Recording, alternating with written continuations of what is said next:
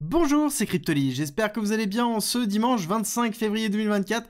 Moi en tout cas très bien avec un BTC à 67 566 $. Et non, malheureusement ce n'est pas le cas. Ici c'est un snapshot du 8 novembre 2021 malheureusement. Mais ça va être un peu le cadre de cette discussion où je vais vous proposer un top crypto pour performer en 2024 qui va être complémentaire à celui que j'ai fait la dernière fois et qui va être complémentaire à ce que je vais faire.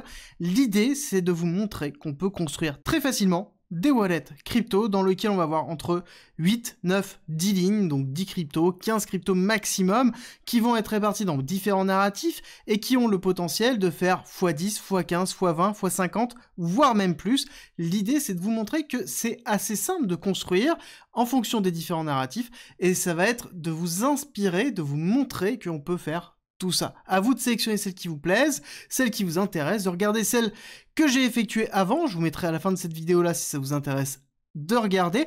Et on commence tout de suite par parler du snapshot du 8 novembre 2021. Parce que c'est important, ça nous donne en fait les bases du dernier bull run, des market cap. Parce qu'on se base toujours sur ça pour déterminer le vecteur de croissance des différents cryptos, en sachant qu'il y a toujours un côté expansion de bull run en bull run. On augmente en fait les market cap du top 10, du top 20, du top 50, et donc forcément ça nous donne une bonne base.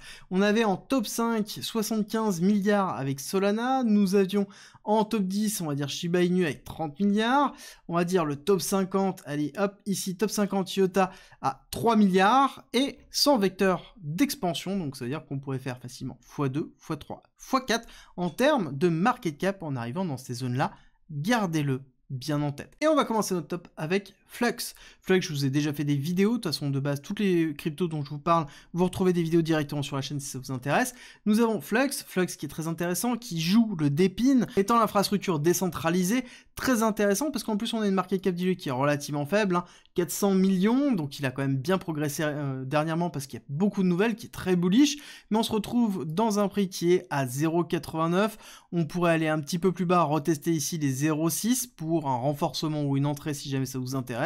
Et au niveau des targets, on peut aller chercher assez facilement un 3 milliards de market cap, voire même plus si jamais on a un narratif qui prend, on peut aller chercher un 10, 15 milliards, donc c'est-à-dire potentiellement 1 x 20 sur Flux. À côté, nous avons DYDX, je vous ai fait une vidéo il y a vraiment pas longtemps, il y a juste quelques jours, dans lequel on va jouer le narratif purement DEX, donc c'est-à-dire échange décentralisé, dans lequel on a une véritable valeur à posséder du DYDX. On a une market cap diluée qui est un petit peu en dessous des 3 milliards, 3 milliards qui est tout à fait cohérent, et on pourrait aller chercher entre 15, 20, 30 milliards de dollars en termes de market cap, surtout en plein bull run, dans lequel il y a un intérêt à faire du trading, et donc énormément de fees qui sont générés. Au niveau des zones intéressantes, on pourrait aller retester la partie basse ici des 2,5, mais déjà le fait de casser les 3 serait un gros signal, donc on pourrait avoir une véritable target à aller chercher ici si jamais on veut s'exposer ou tout simplement renforcer sa position.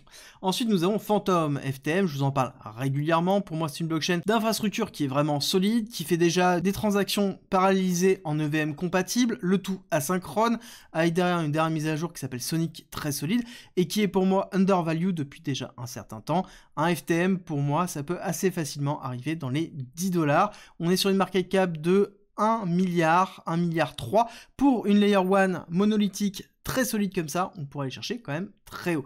Ou recharger, déjà dans un premier temps on est sur un prix qui est très bas, c'est une blockchain qui n'a pas performé sur l'accélération de la fin d'année 2023 et ni sur le début 2024, on est dans une phase de stagnation qui est plutôt cohérente pour une phase d'accumulation. Et si vous voulez savoir les cryptos que j'ai pour le prochain bull run, c'est une information que je partage dans le groupe privé en détaillant ce que j'achète quand j'achète, ce que je vends quand je vends. Si vous voulez en savoir plus, c'est en description en commentaire. Ensuite, on va aller voir NIR Protocol Layer 1 monolithique qui est en train de changer un petit peu, qui se dirige vers le Blockchain Operating System et qui est aussi, et ça peu de gens le savent, on joue dans la narrative de la modularité parce que NIR propose du Data Availability, quelque chose qui est très important, un peu comme Celestia ou Dimension DIM.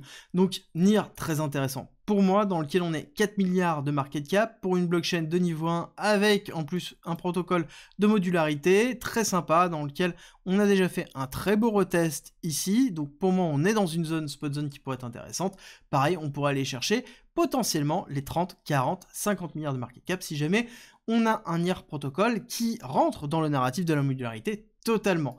Ensuite, on va se retrouver sur Mina. Mina, très intéressant comme concept, c'est une blockchain dans laquelle on a une volonté de faire la blockchain la plus petite possible avec une technologie basée sur le ZK-Proof qui est très intéressante, et ils ont annoncé il y a peu aller sur la notion d'être une layer 2 d'Ethereum en ZK-Proof, et quelque chose qui va être un très gros narratif pour le bullrun qui arrive.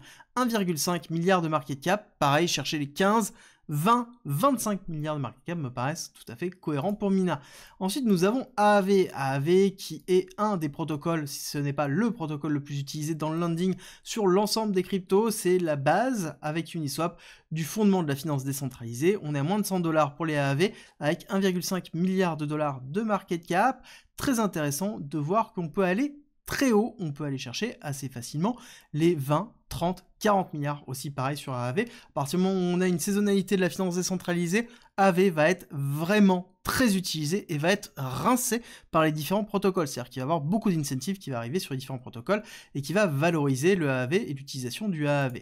À côté, on a Quasar. Quasar, le QSR, je vous en ai parlé il y a quelques jours sur une vidéo, très intéressant, petite market cap, 88 millions de dollars, dans lequel on a une blockchain qui est dans l'écosystème Cosmos, qui permet de créer l'équivalent d'ETF au niveau des cryptos, dans lequel on peut créer des vaults. C'est quelque chose qui va être très intéressant dans la finance décentralisée, autour de l'IBC protocole, qui est l'interconnectivité au sein du Cosmos Hub, donc au sein de l'écosystème de Atom.